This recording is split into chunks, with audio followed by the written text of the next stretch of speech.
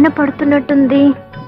అవును, హాయిగా ఉంది. నీకు కూడా అలాగే ఉందా?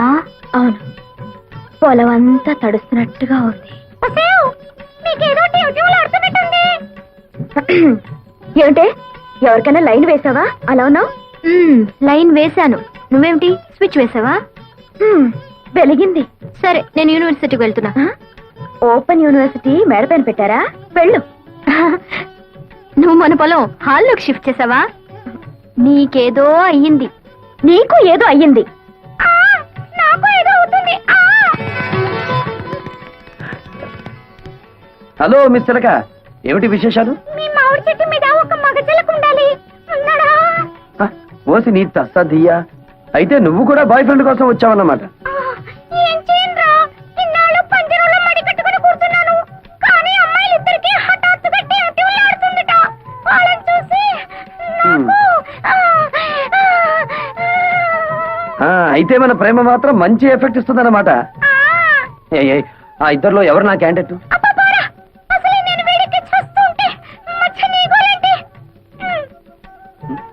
ఏమిట్రా దీన్ని పుచ్చుకున్నా చిలిపి మాటలు నువ్వు?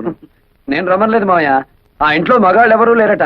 టైం పాస్ కి నా దగ్గరికి వచ్చింది. ఏడ్చాలరా, నేనేమిటి? ఉంటే ఆవిడ అలా ఎందుకుంటుంది? ఆ చిలకతో పోసుకోలు కబుర్లు చెబుతూ కూర్చోటమేనా, లేకపోతే వచ్చిన పని ఏమన్నా ఒక అంగునే కదిలిందా? అంగుళం ఏమిటి మావయ్య, గజం కదిలింది.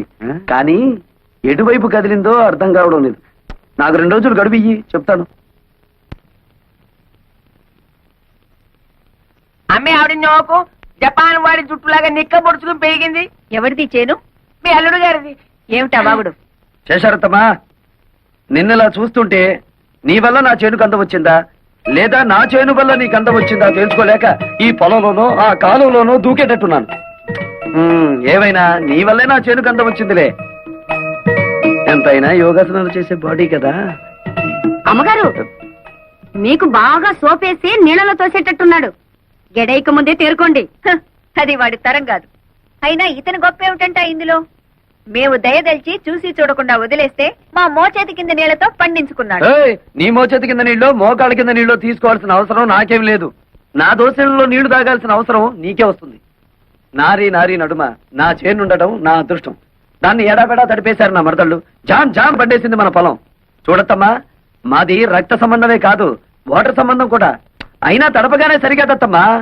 నా లెగ్ అంటే మన కాదు ఎక్కడ పెడితే అక్కడ బంజరు భూమైనా సరే బరి తగ్గించి పండాలి. శేషమ్మా, నా లెగ్ నీ పొలంలో కూడా పెట్టనా? కాళ్ళు విరగొడతా. నీ స్పీడ్ నాకు తెలీదా, అందుకే బ్రేక్ వేద్దామని వచ్చాను. శేషమ్మా, 20 ఏళ్లుగా ఎకరానికి 20 బస్తాలే పంటాయని చెప్పి మమ్మల్ని మోసం చేశావు. ఇప్పుడు 40 బస్తాలు పండిస్తున్నాను. ఇన్నాళ్ళు ఎగ్గొట్టిన బ్యాలెన్స్ డబ్బు రెడీ చెయ్యి. నా భార్యకు ఒక డైమండ్ నెక్లెస్, నా మరదలకి పచ్చలహారం చేయించాలి. సరేనా? నన్ను లెక్కలు అడుగుతాడా? ఎంత పవర్ వాడికి!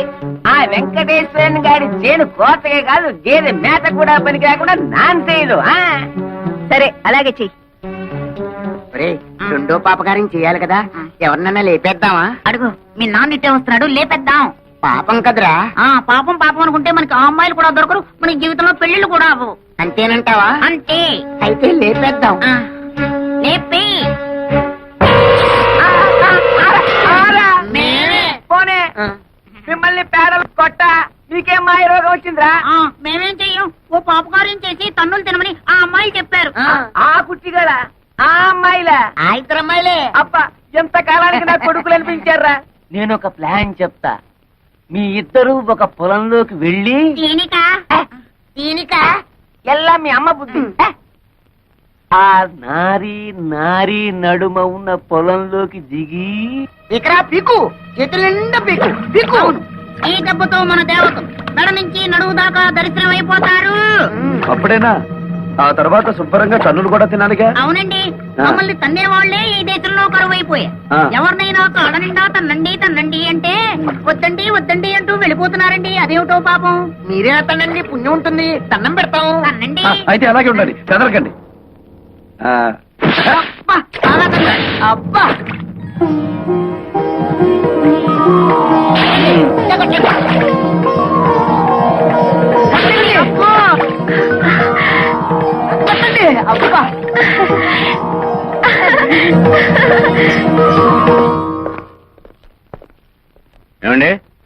శేషారత్నమ్మ గారు ఎక్కడ పైన కమా ఏంటది? పోలీస్ అమ్మేవాడి పోలీస్ పోలీస్.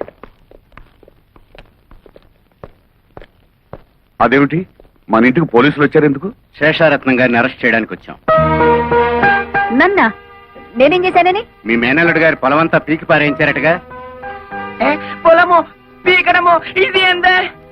వాడి చేని పీకించాల్సిన కర్మ నాకేం పట్టింది? అయినా వాడి మాటలు విని నా ఇంట్లో అడుగు పెట్టడానికి మీకెంత ధైర్యం? అవన్నీ మాకు అనవసరం. ప్రస్తుతం వీరిద్దరు అబ్బాయిలు పోలీస్ స్టేషన్ లోనే ఉన్నారు. మీరే నాశనం చేయమన్నట్లు వాళ్ళు సాక్ష్యం కూడా చెప్పారు. స్టేషన్ కి పదండి, అక్కడ తెలుసుకుందాం. వాళ్ళు అలా మాట్లాడుతుంటే చూస్తూ నిలబడతారే? వెళ్ళి మన లాయర్కి ఫోన్ చేయండి. అతో లాయర్ల దాకా ఎందుకులే, చేసిన తప్పు ఒప్పుకుంటే మేమే కేసు విత్డ్రా చేసుకుంటాం. నువ్వా? సిగ్గు లేదు? ఒంటరిగా వచ్చి ఎదిరించే మగతనం లేక దొంగ కేసులు బనాయించి పోలీసుల సాయంతో ఇంటి మీదకి వచ్చిన నీ బోడి దయాభిక్ష ఎవరికి కావాలి? ఆ తప్పుడు కేసో ఒప్పుడు కేసో ఊళ్ళో వాళ్ళకి తెలుసు, పోలీసులకి తెలుసు. ఎస్ఐ గారు, ఆవిడ మంచిగా చెప్తే వినే రకం కాదు. స్టేషన్ తీసుకెళ్ళండి. పదండి మేడం. ఆగండి సార్, ఆ పని చేయించింది మా అమ్మ కాదు, మేము.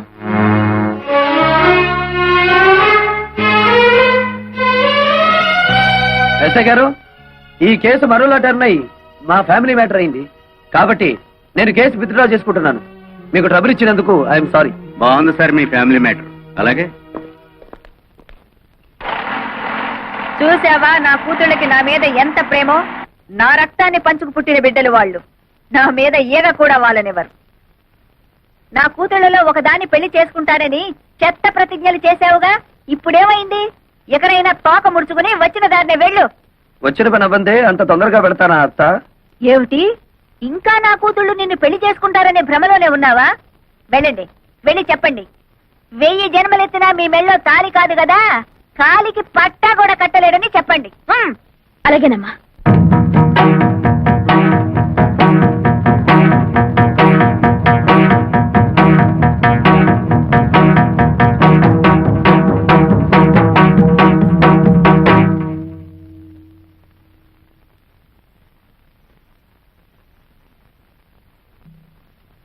నేను నిన్ను ప్రేమిస్తున్నాను, నిన్నే పెళ్లి చేసుకుంటాను.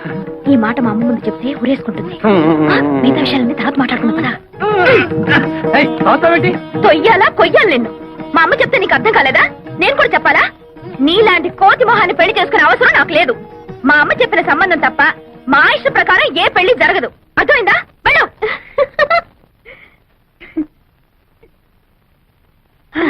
వెళ్ళు, నువ్వు వెళ్ళు.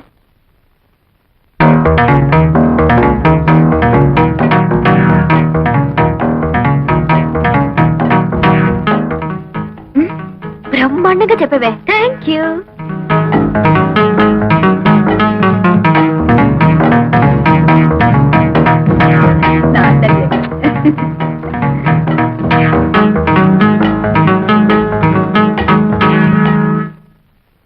మా శోభ చెప్పిన ఇంకా బుద్ధి రాలేదా? అసలు ఎంత ధైర్యం నీకు? మా అమ్మతోనే ఛాలెంజ్ చేస్తావా? చూడు మిస్టర్, ఒళ్ళు హోనం కాకముందే మర్యాదగా బయటకు వెళ్ళు. Get out.